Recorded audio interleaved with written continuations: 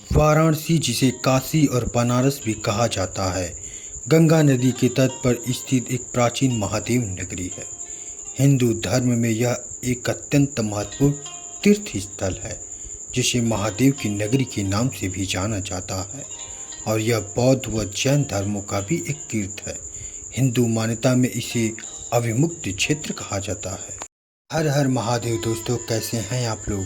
मैं शेखर सैलानी धर्मों की तीर्थ स्थली कही जाने वाली नगरी काशी में आप सबका फिर से स्वागत करता हूं।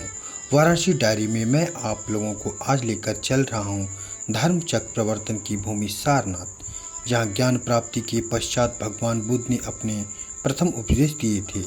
यहां से बौद्ध मत के प्रचार प्रसार का आरंभ हुआ था। यह स्थान बौद्ध धर्म के 4 प्रमुख तीर्थों में से एक है। जैन ग्रंथों में इसे सिंहपुर कहा गया है। इस स्थान को जैन धर्म एवं हिंदू धर्म में भी महत्व प्राप्त है। धार्मिक स्पूत और राजकीय पुरातत्व संग्रहालय जाने से पहले ऑनलाइन शुल्क कटाने होते हैं। हमने भी पेटीएम से ऑनलाइन टिकट लिया। अपनी एक आईडी भी देनी होती है, आधार, पैन कार्ड, ड्राइविंग लाइसेंस, कोई भी एक। दोस्तों, सारनाथ के इतिहास की बात करें तो सारनाथ की समृद्धि और बौद्ध धर्म का प्रचार सर्वप्रथम अशोक के शासनकाल में दृष्टिगत हुए थे। उन्होंने सारनाथ में धर्मराज की स्फूत, धमिक स्फूत एवं सिंह स्तंभ का निर्माण करवाए थे। सारनाथ के इतिहास में सबसे गौरवपूर्ण समय गुप्त काल का था। हर्ष के शासनकाल में हिनसांग भारत आए थे। उन्होंने सारनाथ को अत्यंत खुशहाल बताया था। परंतु दोस्तों, 1017 ईस्वी में महमूद गजनवी तुर्कियों के वाराणसी आक्रमण के समय सारनाथ को अत्यधिक क्षति पहुंची। सारनाथ उत्खनन में गुप्तकालीन अनेक कलाकृतियां और बुद्ध की प्रतिमाएं मिली। खुदाई के समय ही पता चला कि अशोक स्तंभ की नींव की स्थापना 8 foot into 16 foot into 18 inch आकार के बड़े पत्थर के चबूतरे पर हुई थी, जिसका प्रारंभ में ऊंचाई 17.55 मीटर यानी 55 फुट थी, जो वर्तमान में केवल 7 फुट 9 इंच है। स्तंभ का ऊपरी सिरा अब सारनाथ संग्रहालय में है। इस स्तंभ पर 3 लेख उल्लिखित मिले। अशोककालीन ब्राह्मी लिपि, दूसरा लेख कुषाण काल, तीसरा गुप्त काल के। यहाँ का वातावरण शांत सौम्य है, जो पर्यटकों को अपनी तरफ आकर्षित करता है, जो प्राचीन इतिहास, धर्मों, संस्कृति की झलक दिखाता है। सन 1905 में पुरातत्व विभाग ने यहाँ खुदाई का काम प्रारंभ किया था। उसी समय बौद्ध धर्म के अनुयायियों और इतिहास के विद्वानों का ध्यान इधर गया। दोस्तों, उत्खनन से प्राप्त एक शिलालेख के अनुसार इस विशाल विहार का निर्माण कन्नौज के गढ़वाल नरेश गोविंद चंद्र 1114 से 1154 ईस्वी में रानी कुमार देवी द्वारा प्रदत्त दान स्वरूप किया गया। ये उत्खनन में मिली कलाकृतियों के टुकड़े हैं। यहाँ वन विहार में 12 सिंह, हिरण, पशु पक्षी भी देखने को मिलते हैं। दोस्तों, इस स्तूप के उत्खनन से प्राप्त 1026 ईस्वी के अभिलेख के अनुसार इस स्तूप का प्राचीन नाम धर्मचक्र स्तूप था। यह संभवतः उस स्थान विशेष का द्योतक है जहाँ भगवान बुद्ध ने प्रथम धर्मोपदेश दिया था। इसके शिखर के मध्य में अलेक्जेंडर कनिंघम ने धातु मंजूषा की खोज में लंबवत उत्खनन किया था, जिसमें उन्हें शिखर से लगभग 3.20 मीटर नीचे एक अभिलेख युक्त पट प्राप्त हुई थी, जिस पर 6वीं से 7वीं शताब्दी के ब्राह्मी लिपि में बौद्ध मंत्र ये धम्म हेतु प्रभाव लिखा था। इसके भीतरी भाग में काफी नीचे ईंट निर्मित मौर्यकालीन स्तूप के अवशेष भी प्राप्त हुए। स्तूप का वर्तमान स्वरूप कालीन स्थापत्य का उत्कृष्ट नमूना है।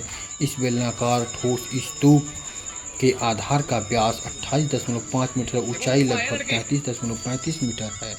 भूमिगत भाग सहित कुल ऊंचाई 39.5 मीटर है। दोस्तों, इसके आधार से लगभग 7.5 मीटर की ऊंचाई पर 8 दिशाओं 8 आले बने हुए हैं, जिस पर सुंदर चित्रण अलंकृत उत्कीर्ण हैं। दोस्तों, चलते हैं मूलकंद कुटी विहार, एक प्रसिद्ध बौद्ध धार्मिक स्थल, जहां भारत भ्रमण पर आए चीनी यात्री हेनत्यांग ने इसका वर्णन 200 फुट ऊंचे मूलकंद कुटी विहार के नाम से किया था। श्रीलंकाई बौद्ध संत श्री अंगारिका धर्मपाल ने सारनाथ में लगभग सभी बौद्ध धर्म स्थलों को पुनर्जीवित किया। महाबोधि सोसाइटी ऑफ इंडिया की स्थापना की। वहीं समाज में प्रथम उपदेश की मुद्रा में मूल स्वर्ण प्रतिमा की स्मृति में 1931 में नया मूलकंद कुटुब विहार मंदिर बनवाया। इसके अलावा भगवान बुद्ध के अवशेष मंदिर में रखे गए और हर साल बुद्ध पूर्णिमा के अवसर पर बाहर निकाले जाते हैं। मंदिर की भीतरी दीवारें जापानी कलाकार कोसेत्सु नोसु द्वारा बनाए गए सुंदर भित्ति चित्रों से सजी हैं और कहा जाता है कि यह 1936 में बनकर तैयार हुआ था। भित्ति चित्र भगवान बुद्ध के जन्म से लेकर महापरिनिर्वाण की प्राप्ति तक के जीवन को प्रदर्शित करता है। यह प्रवेश द्वार पर तांबे की एक बड़ी सी घंटी लगी हुई होगी, जिसे जापान के एक शाही परिवार ने उपहार में दिया था। दोस्तों, मंदिर में एक बोधि वृक्ष भी है, जिसे श्रीलंका के एक पेड़ से प्रतिरोपण के जरिए लगाया गया था।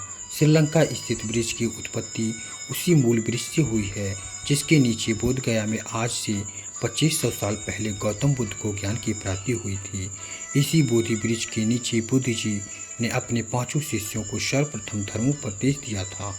इसी की शाखा लेकर अशोक सम्राट के पुत्र पुत्री गौतम बुद्ध का प्रचार प्रसार भारत में ज़्यादा करने के बाद ले जाकर श्रीलंका के अनुराधापुरम में लगाए थे। अनुराधापुरम से धर्मपाल जी 1932 में यहाँ पर लगाया। इन 5 शिष्यों का मॉडल वर्मा के लोगों ने यादगार के रूप में 1928 में बनवाए। तो तिब्बत के लोगों ने ये तांबे वाले चक्र लगवाए, जिस पे उनके मंत्र लिखे गए हैं। और ये बेल 2 टन की है, जो सुबह 4 बजे और शाम को 6 बजे डेली बजाई जाती है, जिसकी आवाज़ 2 से 2.5 किलोमीटर दूर तक जाती है।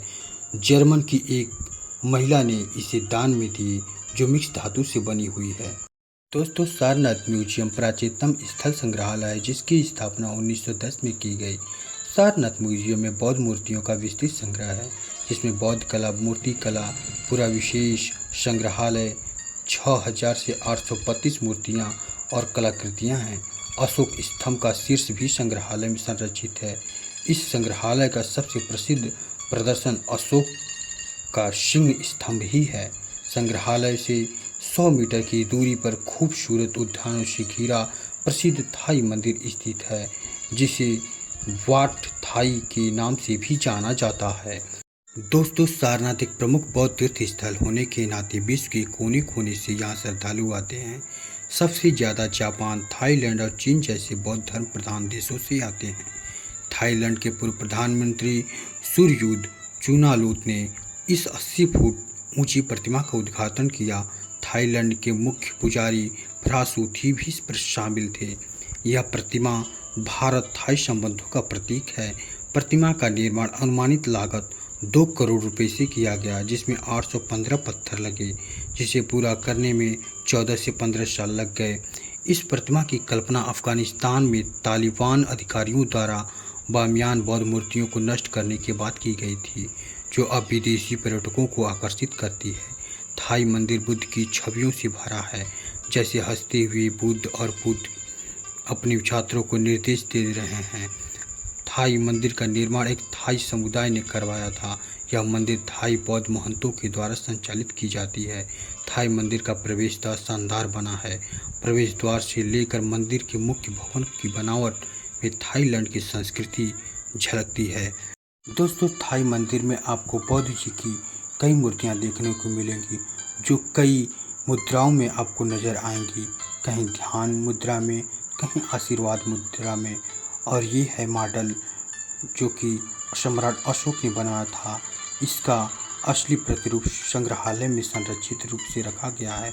यहाँ पर बौद्ध जी धरती माता की तरफ हाथ किए हुए हैं, जो ये बता रहे हैं कि माता ही हमारे ज्ञान की साक्षी हैं। दोस्तों, चौखंडी स्तूप को बौद्ध संस्कृति के सबसे दिव्य और महत्वपूर्ण स्मारकों में से एक बताया गया है। चौखंडी स्तूप मूल रूप से 4वीं और 6वीं शताब्दी के बीच गुप्त काल के दौरान उस स्थान को चिन्हित करने के लिए बनाया जाता है, जहां भगवान बुद्ध और उनके 5 शिष्य बोधगया से सारनाथ की यात्रा करते हुए मिले। और इन 5 तपस्वियों के द्वारा बुद्ध ने अपनी पहली शिक्षाओं का प्रचार प्रसार किया। इस प्रमुख घटना के स्मरणोत्सव के रूप में यह स्मारक निर्माण किया गया, जो बौद्ध धर्म के उदय में काफ़ी सहायक रहा, जहां कवि हुमायूं ने भी विश्राम किया था। चौखटे स्तूप जाने के बाद पर्यटकों को एक अलग ही शांति प्राप्ति होती है। विश्व शांति स्तूप सारनाथ, जिसका प्रवेश द्वार सांची के महान स्तूपों के द्वारों में से एक की प्रतिकृति द्वारा स्थापित किया गया है, जिसका उद्घाटन 25 नवंबर 2010 को हुआ था और यह समुद्री तट और समुद्री ग्रहों की निशानदेही वाले भारत और दुनिया के लोगों को समर्पित है। जापानी मंदिर, जिसका वास्तविक नाम निचिगई सुजान होरीनजी मंदिर है, यह भी जापानी शैली में बना हुआ 2 मंजिला मंदिर है जो देखने में जापान के क्योटो मंदिर का स्मरण कराता है।